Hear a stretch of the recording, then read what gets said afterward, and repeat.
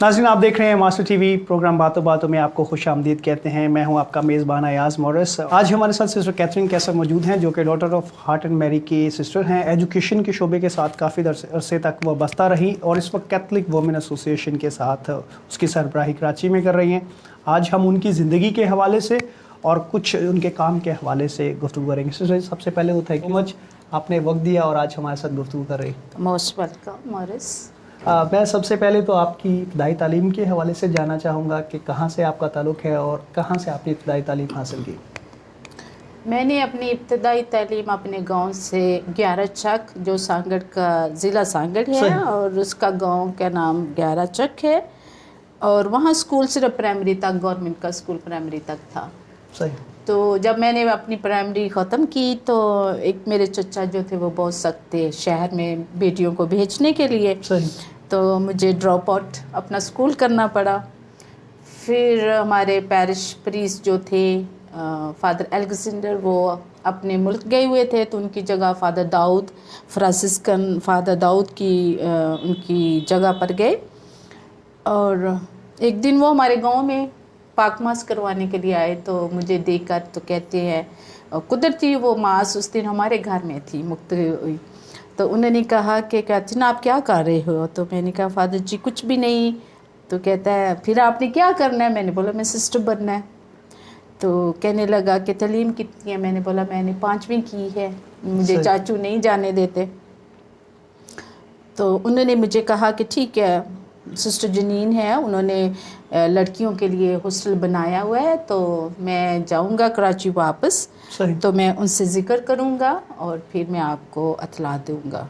तो इसी तरह हुआ। वो आए कराची, जब उनका 3 माह के बाद उन्होंने सिस्टर जनीन से बात की, और हम पहले ग्रुप में से हैं अपने हॉस्टल, सिस्टर जनीन का हॉस्टल जो था हमारी अपनी जमात की सिस्टर्स का, तो पहले थे। तो बस वहाँ से मैं 9th क्लास में ही, इसका मतलब है रिलीजियस लाइफ की तरफ मतवज्जो होगी।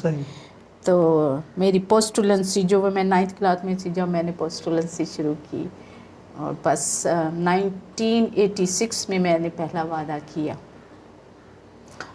और खिदमत कर रही हैं। तो मेरी सबसे पहले मिशन जो थी, जो मुझे दी गई, वो थी श्री जना कॉलोनी में। जी। तो ये सेंट एंथनी पैरिश का स्कूल था स्लम एरिया में, और वहाँ मैं एज अ इंग्लिश टीचर और मजहबी तालीम की टीचर एज अ गए थे। और वहाँ फिर मैंने 10 साल काम किया। उसके बाद मुझे फॉर्मेशन हाउस के लिए मुंतखब किया गया कि मैं नौजवानों के साथ फॉर्मेशन हाउस में काम करूँ। फिर 8 साल मैंने नौजवानों के साथ कम्युनिटी के घर में ही फॉर्मेशन हाउस में नौजवानों के साथ काम किया, इलाकों में जाते रहे नौजवानों के साथ।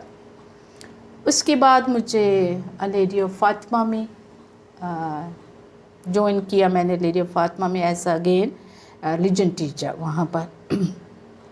और वहाँ पर मैंने 5 साल काम किया, और इसके बाद मुझे अपनी जमात के स्कूल में ही मंगोपीर जाना पड़ा एज अ प्रिंसिपल। फिर मैंने 5 साल वहाँ अपनी खिदमत सर अंजाम दी। तो इसी तरह फिर ज़्यादातर आप एजुकेशन के साथ वाबस्ता रहे। जी बिल्कुल बिल्कुल। जैसे मैं ये जानना चाहूँगा, क्योंकि आप बिल्कुल ग्रास रूट लेवल से आई हैं और आपने फिर उसी तबके के साथ उस तरह के लोगों के साथ ज़्यादा काम किया, बस्ती स्कूलों में आपने ज़्यादा काम किया। क्या माइंडसेट क्या होता है लोगों का? क्या वो चैलेंजेस होते हैं ख़ास तौर पर तालीम की तरफ, ऐसे वालिदैन को, ऐसे ख़ानदानों को, ऐसे बच्चों को राग़िब करने के लिए जो फाइनेंशियली इतने स्ट्रॉन्ग नहीं होते, यहाँ एजुकेशन की इतनी अवेयरनेस नहीं होती, तो सबसे बड़ा चैलेंज क्या आता है उन लोगों को, उन बच्चों को कन्विंस करना कि आप तालीम हासिल करें, तालीम आपकी ज़िंदगी के लिए बहुत ज़रूरी है? ये आपका बहुत अच्छा सवाल है, क्योंकि एजुकेशन एक ऐसी चीज़ है जो इंसान के माइंड को, आपके लिए बहुत सारे दरवाजे खोलती है। बिल्कुल सही। और अफसोस से कहना पड़ता है कि हमारे माँ बाप, हमारे इसका मतलब माशरा अभी तक इस चीज़ को ज़्यादा अहमियत नहीं दे रहे, अभी तक नहीं दे रहे। अभी तक भी हम बैकवर्ड्स हैं, अपनी मजहबी तालीम के लिहाज से भी और दुनियावी तालीम के लिहाज से भी। हम इसको पहला स्टेप नहीं देते। صحیح. ہم دوسری چیزوں کے لیے بہت سارے پیسے لگا دیتے ہیں. سالگرہ لوگوں کی طرح دیکھا دیکھی ہم بھی سالگرہ پر اگر ہم اتنا جہیز نہیں دے سکتے، بیٹے یا بیٹی کی شادی پر اتنا خرچہ نہیں کر سکتے، تو میرے رشتہ داروں نے کیا، میں اس سے بڑھ کر کروں گا. تو ایسی چیزوں کے لیے ہم پیسہ بہت ضائع کرتے ہیں، لیکن اپنی بچوں کی تعلیم کے لیے ہم اہمیت نہیں دیتے. تو یہ میں نے جتنے بھی علاقے میں کام کیا ہے، یہ میری گفتگو رہی ہے پیرنٹس کے ساتھ جب میں منگو پیر ہاسٹل میں رابطہ رہا نوجوان لڑکیوں کے ساتھ، اور ان کے ساتھ بھی یہی تھا کہ بیٹا تعلیم حاصل کر لو گے تو جہاں آج ہم ہیں کل آپ یہاں پر کھڑے ہوں گے. تو اسی طرح ایک بچوں کو ایک آگے بڑھنے کا ایک حوصلہ دیا. صحیح. میری زندگی یہ تھا کہ میں انہیں حوصلہ دوں کہ آج میں یہاں پر ہوں، کل آپ یہاں پر کھڑے ہو تو میری لیے زیادہ خوشی کی باعث ہوگی. صحیح. سسٹر، اس کے بعد آپ نے تعلیم کے ساتھ ساتھ آپ جو اب خواتین میں خاص طور پر ایک کیتھولک ایسوسیشن ہے، کیتھولک وومن ایسوسیشن، اس کے ساتھ وابستہ ہے. بتائیے گا اس ایسوسیشن کا مقصد کیا تھا، یہ کیوں شروع کی گئی اور کس طرح سے یہ خواتین کے ساتھ کام کر رہی ہے؟ یہ ایسے تھا کہ جب میں منگو پیر میں تھی تو زیادہ تر ہمارے پاس بچے جو تھے ڈرگ ایڈکٹ فیملی سے تھے، بروکن فیملی سے تھے، اور جب ان کی مائیں آتی تھی تو وہ شیئر کرتی تھی اپنی یہ پرابلم، خاص کر کے ڈرگ ایڈکٹ، کتنا وہ سفر کرتے ہیں ایک نشے والے آدمی کے ساتھ. جی. تو جب میں کینیا گئے، کینیا سے بعد میں واپس جب آئے چھٹیوں سے بعد وہاں میں اسپرچل ٹریننگ کے لیے گئے تھے.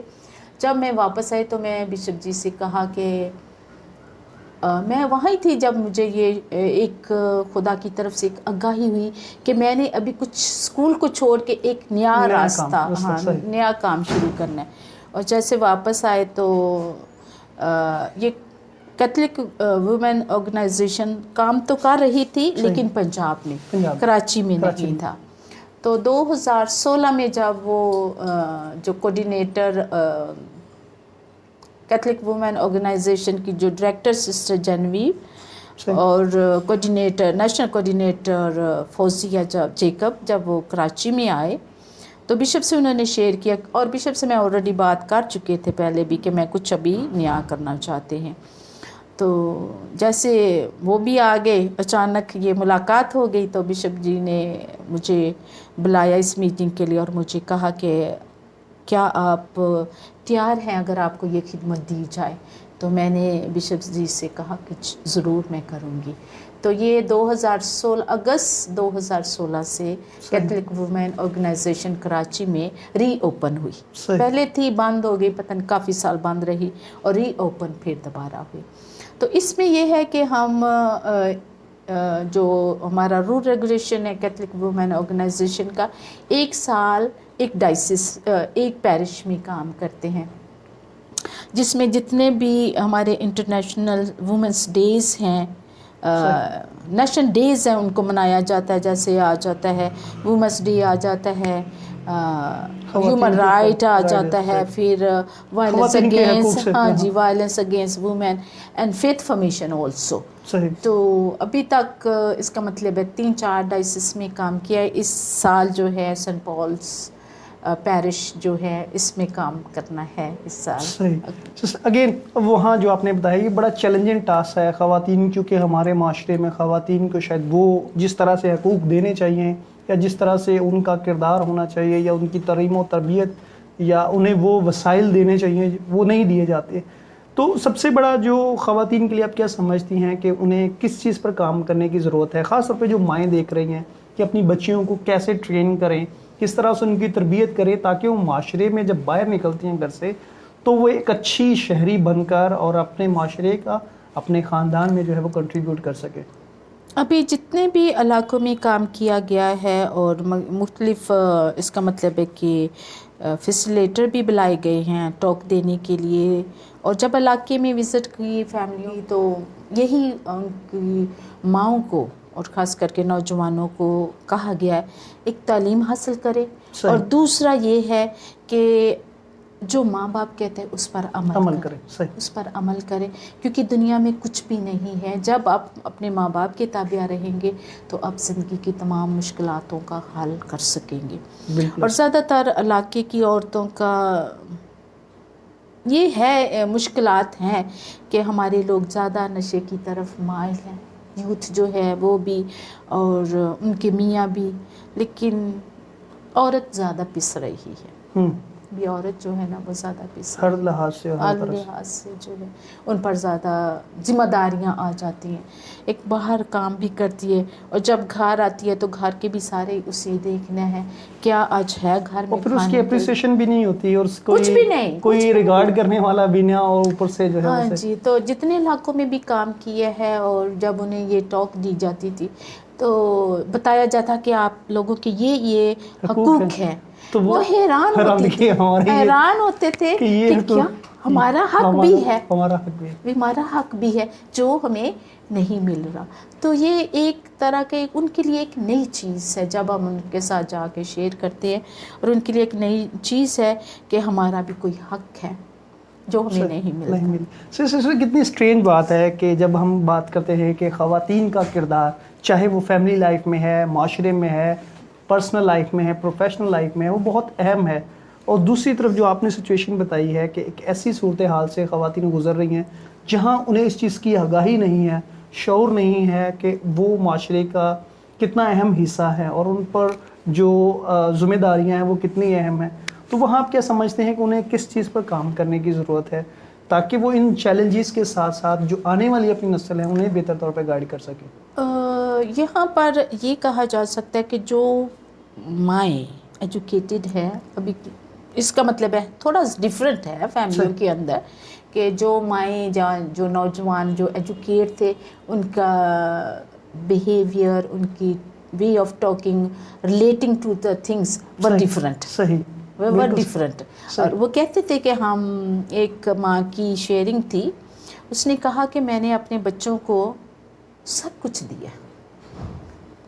یہ اپنا اس کا تھا جنا ہاسپٹل کی ایک علاقہ تھا، تو وہاں پر، اور خوب روئی بھی، دل پھاڑ کے روئی بھی ماں. اس نے جب شیئرنگ کی تو اس نے کہا کہ میں نے اپنے بچوں کے لیے سب کچھ کیا ہے، لیکن آج بچے میری وہ قدر نہیں کرتے. ایجوکیٹڈ بھی ہیں، سب کچھ ہے، لیکن میری قدر نہیں کرتی. اور میں آپ ایجوکیشن کے بارے میں بتا رہی ہوں تو میں یہاں پر کیا بتا سکوں کہ میرے بچے ایجوکیٹڈ ہیں پر پھر بھی میری قدر نہیں. انہیں نہیں پتہ کہ ماں کا رتبہ کیا ہے. تو ہماری کلیسیا کو بہت کچھ سیکھنے کی ضرورت ہے. بالکل صحیح. کیونکہ جس میں اس کا مطلب ہے، ہم کہتے تو ہے ماں کی پہلی گود ہے یا ابتدائی تعلیم جو ہے ماں ہی دیتی ہے، لیکن چند ماہیں اس بات پر بھی شیئر کرتی ہیں کہ ہم نے اتنا کچھ کیا لیکن ہمیں کیا ملا. صحیح. یہ بالکل یہ وہ سوال ہے جس پر سوسائٹی کو سوچنے کی ہمارے معاشرے کو ضرورت ہے. Thank you so much sister, آپ نے وقت دیا اور اتنا خوبصورت جو ہے وہ انسائٹ جو ہے ہمارے ساتھ شیئر کیا. آپ کا بہت بہت شکریہ. تھینک یو مورس، آپ کا بھی بہت بہت شکریہ. ناظرین، جیسے ہم نے اپنے اس ہماری گفتگو سے سنا، اور خاص طور پہ سسٹر نے بڑا ایک اہم نقطہ اٹھایا کہ وہ خواتین، وہ مائیں جو اپنے بچوں کی تربیت کے لیے اپنا سب کچھ قربان کرنے کو تیار ہیں، کیا ان بچوں کو اس چیز کا احساس ہے یا وہ ان کی جو ایفرٹس ہیں ان کو ریگارڈ کرتے ہیں؟ ہمارے معاشرے میں خواتین کا جو کردار ہے اس کو اجاگر کرنے کے لیے، اس کو اپریشیٹ کرنے کی اہم ضرورت ہے.